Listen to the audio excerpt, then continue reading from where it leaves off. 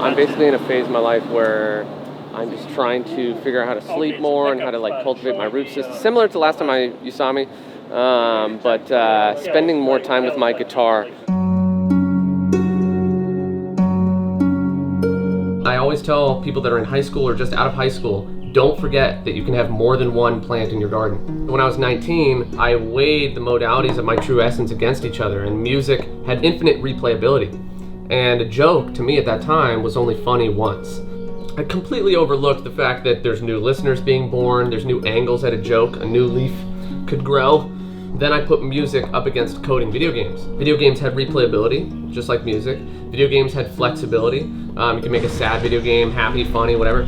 And then you get to enjoy the fruits later. Whereas with comedy and music, in real time, you get to improvise a beautiful joke or melody, or even something pre-written, and you get to see that feedback in real time.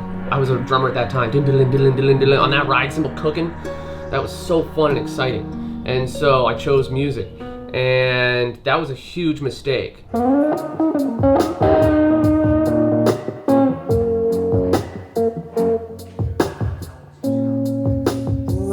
not ready to die.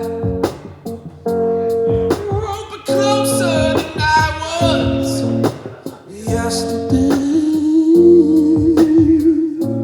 Oh, I'm not ready to die. I think that love is a beautiful way to wake up to the present moment and to decrystallize the mind. And I didn't have that in my life. I kind of shut it out for a while. Even when I'm weeping and falling down on my knees, I'm still looking for the joke, I think, at the end of it, or trying to show people that, hey, look, I'm so serious, you can laugh at me.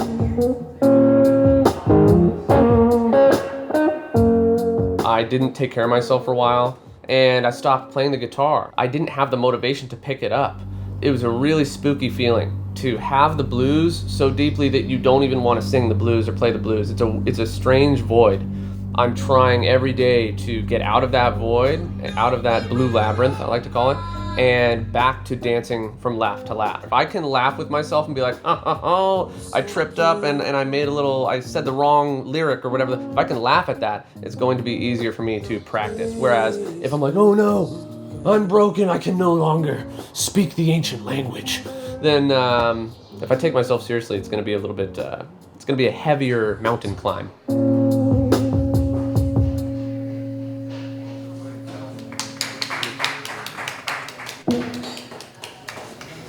I need to sleep more.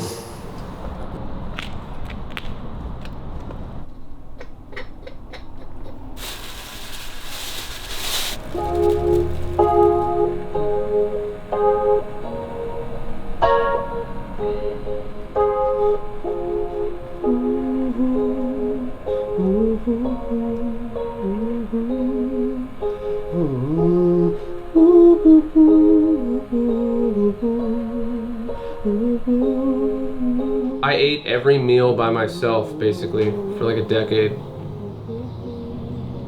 And I was alone. I wanted to make music for people 1,000 years from now. That's how outside of the present moment I was.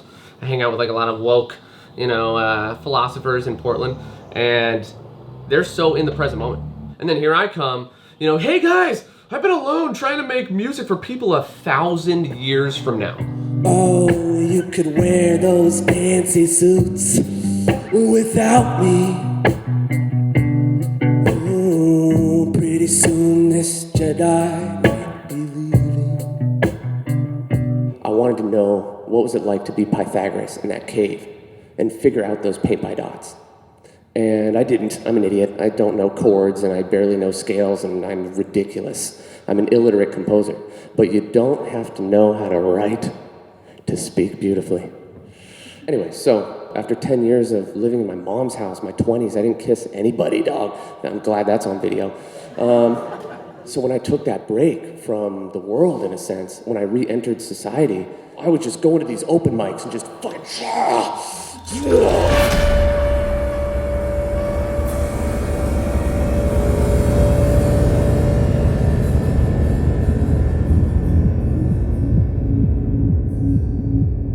Sometimes when I'm trying new things, it actually becomes something that people really enjoy. But I think the Billie Eilish track I'm still working on. It's not there yet. yeah. And then Love Song, sometimes I do it in the pocket. Other times it's way, whoa, and I'm like, and I'm dancing all over the place.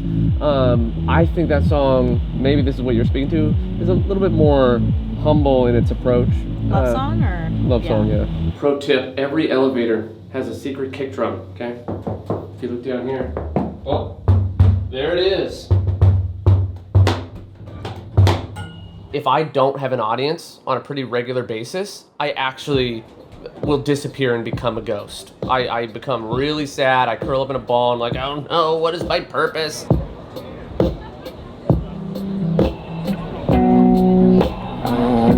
Flower lets me worry just be so.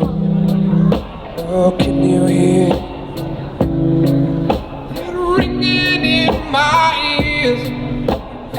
Oh, it's so easy to say 10 years. Oh, it's so easy to disappear. Oh, I wish it was you. Always Sunny and an order of crispy chips. Don't worry about it. We'll just call your name when it's ready. Thank you. You're welcome. I had this crazy eureka moment of, oh my God, I miss making people laugh. Whoa, I want to do that. I miss being with people. That was essentially it. It was the hermit realizing, wow, like I've cultivated myself. I'm ready to share my music with the world. I miss people. I was so ready to leave my mom's house. Oh, I've got fire down my blue. The last 2 years of my life, love, heartache, practice, forgetting to practice, losing motivation, getting it back.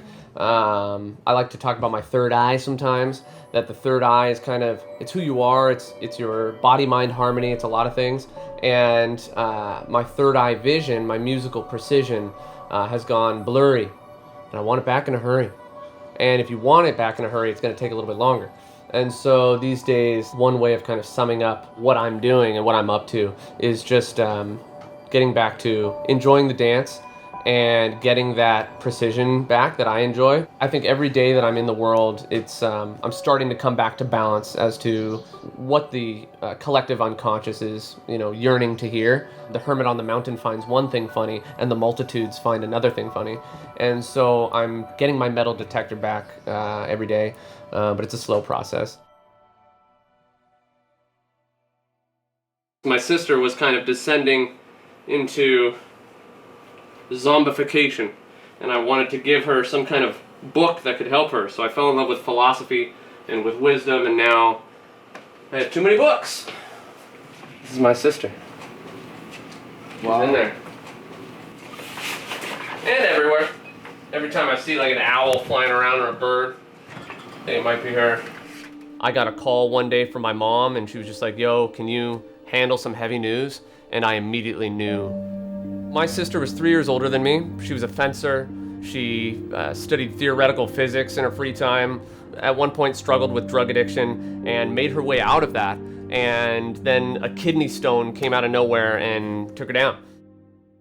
I'm not exactly sure how to put it into words. She taught me how to read. She used to push me around in a laundry basket on Christmas Eve. When you lose a family member, a sibling, you are now walking not just for yourself, but for them as well. And I'll put it this way, I can't remember who said this, but sometimes when you recall these really impactful moments in life, or the loss of a sister, something like that, it can give you incredible strength. I wrote a poem that kind of sums it up, which is harmonious soup, prepared by a masterful chef, served by a beautiful waitress. I will savor every flavor, like every precious moment of life. Now to live up to the swagger of my own guitar strap. Good to go. Oh, shit. Being a musician, for anyone that's in it long enough, becomes a spiritual path. And I'm right now at a place where people are still coming up to me saying, oh my God, I love what you're doing, bro. It's, oh, fuck yeah, it's great. And I just don't know if I don't know if I should be playing shows if I can't walk the walk and dance the dance of what I say. And so that is what I'm working on today. What better way to play the play than to go to a beach today? We just passed the Hutchinson Ranch. You should be coming up to it very soon. There's like a fish and wildlife sign on your right-hand side. I need SPF albino. Oh shit, is this a spot? Oh no, it's not a spot. SPF albino. You said that already. Okay, fine.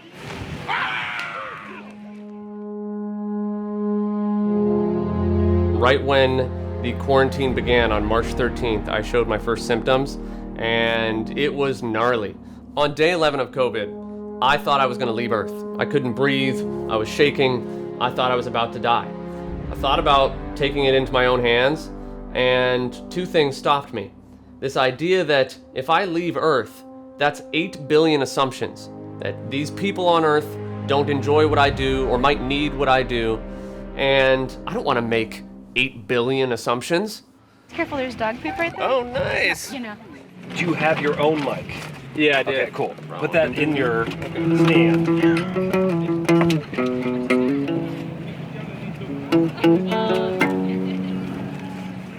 Right now in my life, I feel like I'm not doing justice to my own songs. However, the good news is that I do feel like I'm on the up. Although I've been welcomed in by many of the musical bubbles in this city, I still very much feel like a one-man band, and I don't want to be. I want to have those road dogs, whether it be stand-up comedians or musicians or both. I want to have a group of friends that I go to a diner with and crack jokes with.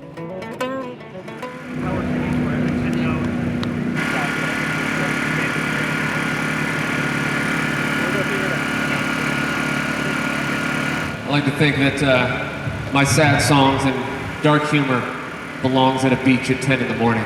I just happen to be turning kind of blue. When you're in solitude, you're not being challenged by the temptations and the struggles of the world. So then when I came off that mountain into the world, I fell on my face. I thought that my spiritual fortitude was much higher than it actually was. During the quarantine, it was a nice little respite away from all those worldly shenanigans. I didn't even know that I needed that solitude again, but it was a really nice time to get back to why am I here? It's like life, you know, it gets interesting, and really interesting right at the end. Here's another one.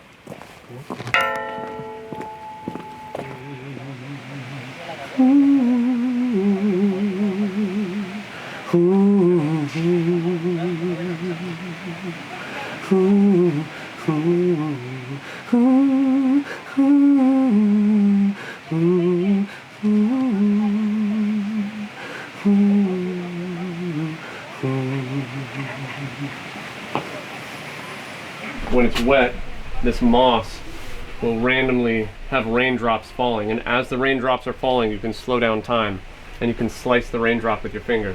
And if you're really groovy, you can match time or match speed with the raindrop and just bump the raindrop away. So you won't break the raindrop, you'll just bump the raindrop away as it's falling.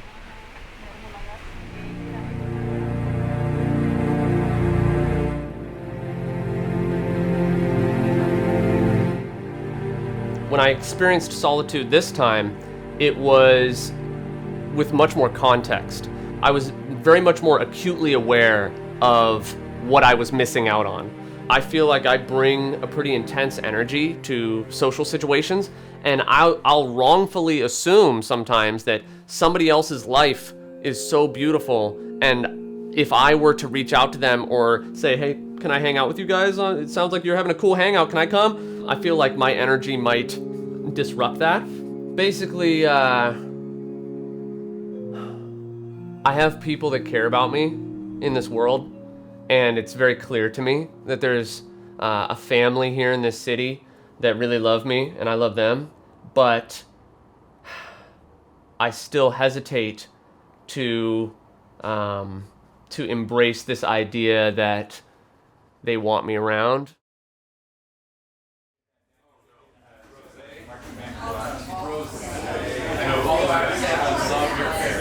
Thank you guys for letting me be a rascal, and I just want to say I'm sorry if I have ever brought a heavy energy or too much ego to a situation or talked too much.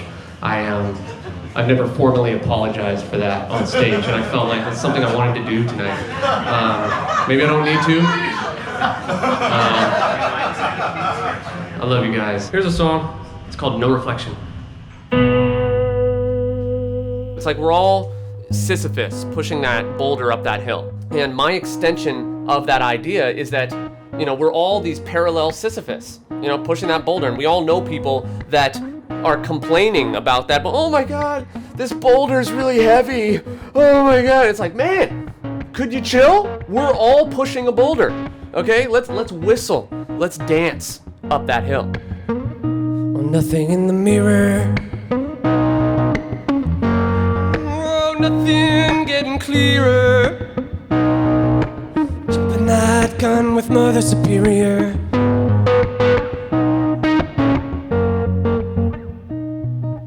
I like the way you move.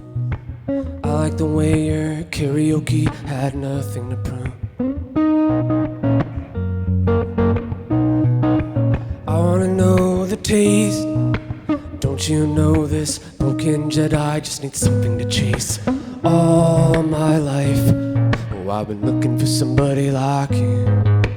Have I lost my light right into the deep blue?